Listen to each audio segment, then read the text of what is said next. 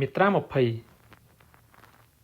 ភាពដែលអាចទទួលយកបាននៅបណ្ដឹងរបស់សមាគម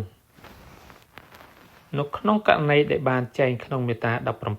17សមាគមប្រយុទ្ធប្រឆាំងនឹងអំពើហិង្សាខាងផ្លូវភេទអំពើហិង្សាក្នុងគ្រួសារឬអំពើហិង្សាប្រឆាំងនឹងកុមារ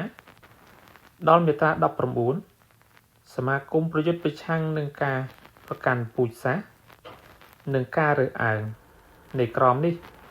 បណ្ដឹងរបស់សមាគមអាចទទួលយកបានលុះត្រាតែមានភស្តុតាងបញ្ជាក់ថាបានទទួលយល់ព្រមអំពីសិទ្ធិពីជនរងគ្រោះឬអ្នកតំណាងស្របច្បាប់នៃជននេះក្នុងករណីបៀតបៀនដល់អាយុជីវិត